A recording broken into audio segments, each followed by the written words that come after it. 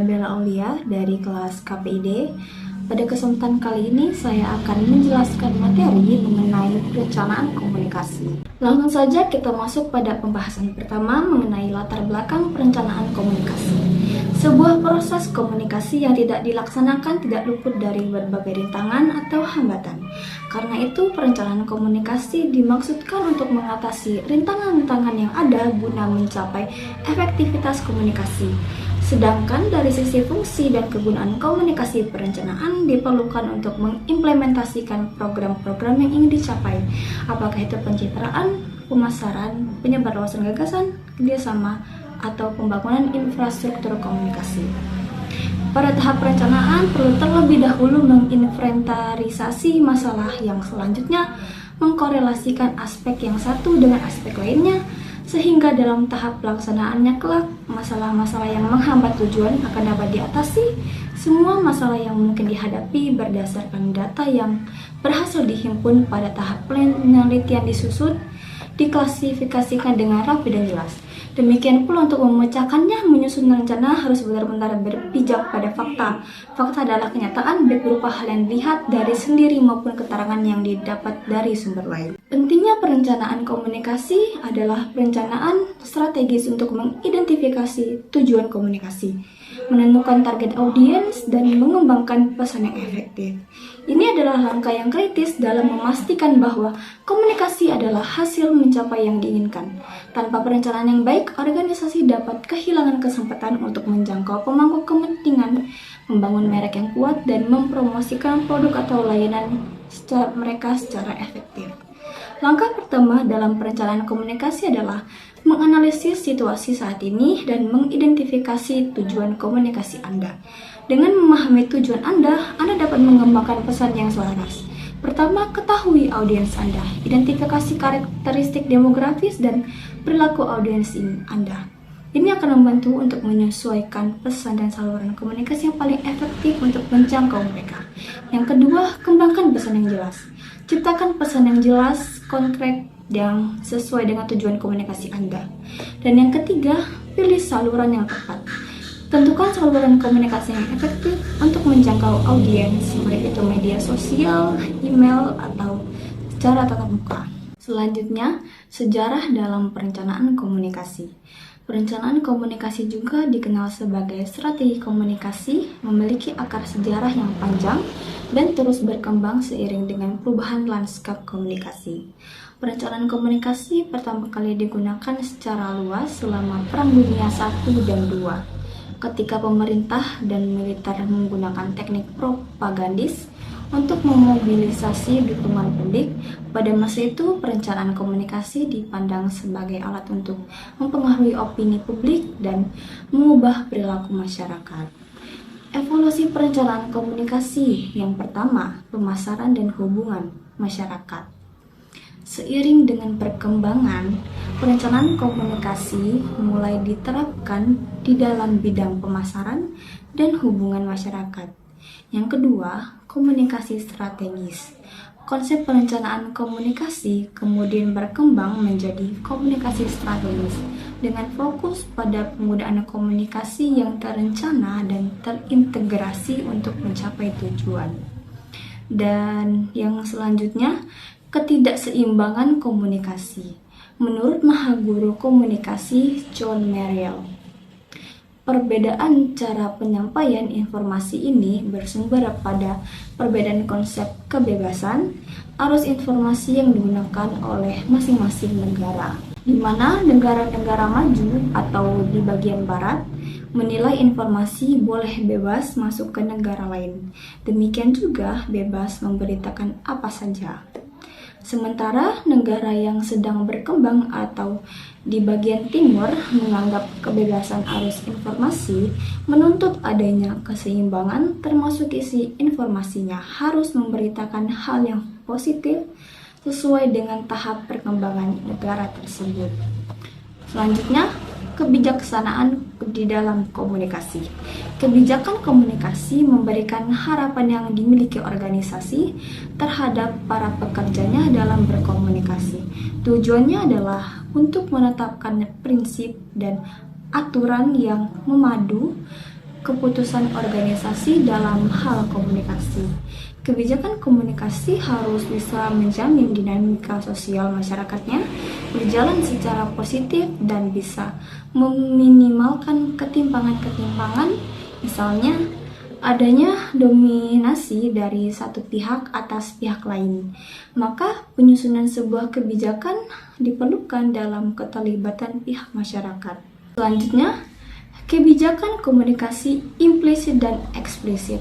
Secara implisit, kebijakan komunikasi mengacu pada informasi yang tidak secara langsung diungkapkan atau disampaikan melalui kata-kata. Pesan implisit sering dibutuhkan di dalam pemahaman mendalam dan interpretasi lebih lanjut oleh penerima.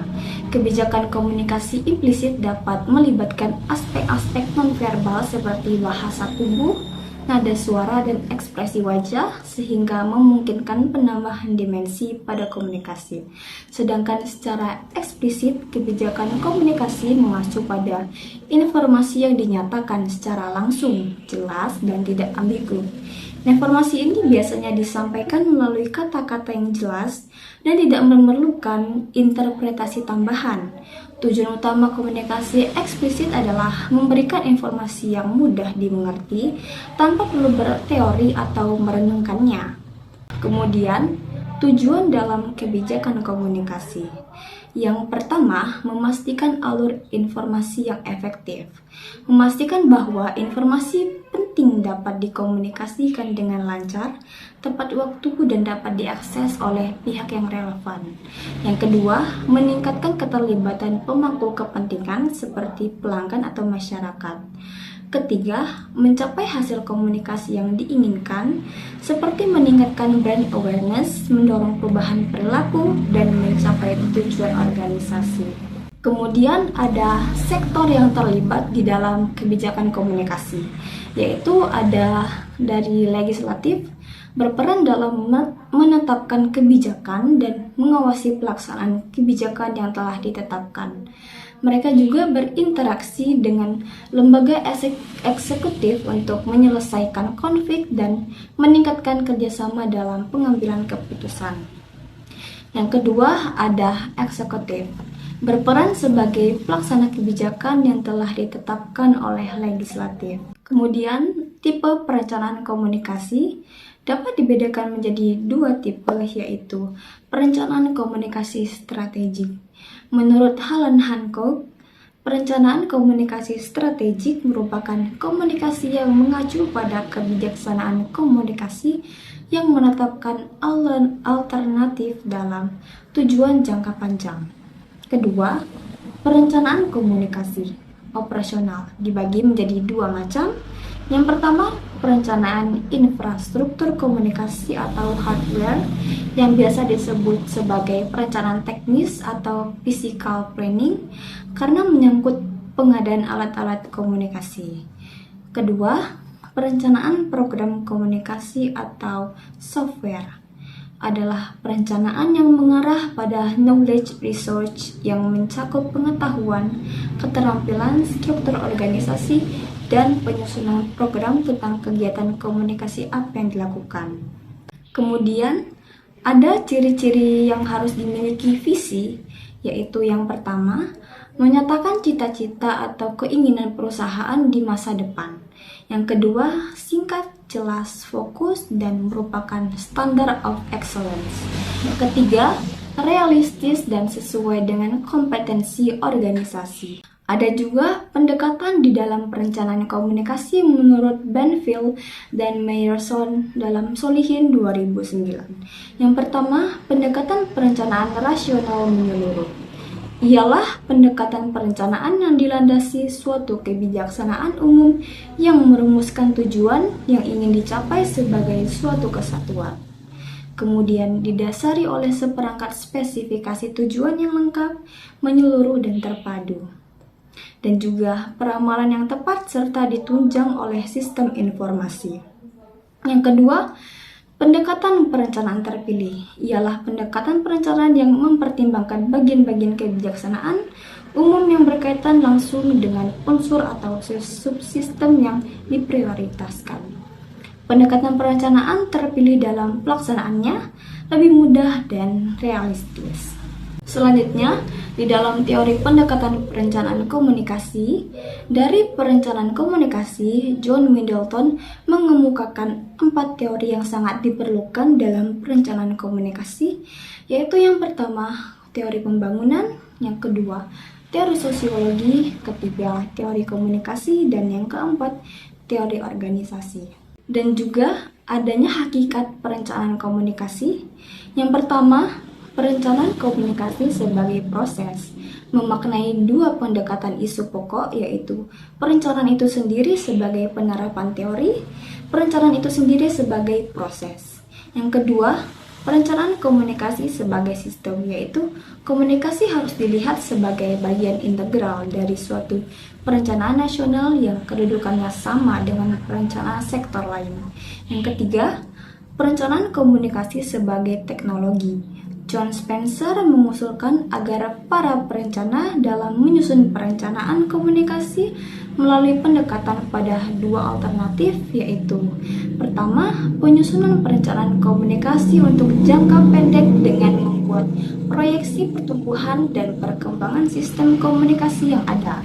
Yang kedua, penyusun perencanaan komunikasi untuk jangka panjang, membuat proyeksi alternatif untuk masa depan dengan jangka waktu yang cukup lama.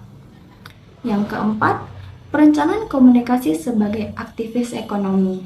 Stuart Wells melihat ada 2 pendekatan ekonomi yang bisa dipakai dalam perencanaan komunikasi, yaitu adanya pendekatan ekonomi klasik, pendekatan ekonomi Marxis. Dan yang kelima, perencanaan komunikasi sebagai evaluasi untuk mendapatkan hasil yang efektif dari pelaksanaan program, utamanya untuk melakukan revisi atau perubahan jika dalam proses pelaksanaannya tidak sesuai dengan perencanaan yang telah diterapkan.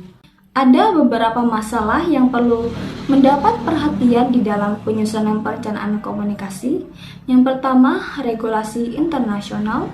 Memberi perhatian terhadap regulasi atau peraturan-peraturan yang dikenakan secara internasional yang terkait dengan penggunaan satelit. Yang kedua, riset dan evaluasi. Kebutuhan akan hasil penelitian untuk pengembangan program komunikasi sangat diperlukan dan menjadi salah satu pertimbangan dalam penyusunan perencanaan komunikasi. Ketiga, desentralisasi. Dilakukan secara sentral oleh pemerintah pusat dan sering menimbulkan rasa enggan mendelegasikan ke tingkat daerah. Yang keempat, koordinasi. Komunikasi dan informasi sebagai sumber daya maupun sebagai sarana diperlukan hampir di semua level masyarakat. Dan yang kelima, partisipasi dan umpan balik. Proses penyebaran informasi tidak boleh berlangsung hanya satu arah atau one way, tapi diharapkan bisa menumbuhkan partisipasi dalam bentuk umpan balik masyarakat atau two-way communication. Sekian, itulah tadi materi yang bisa saya sampaikan mengenai perencanaan komunikasi. Mohon maaf apabila adanya kesalahan kata maupun pengucapan. Saya ucapkan terima kasih. Wassalamualaikum warahmatullahi wabarakatuh.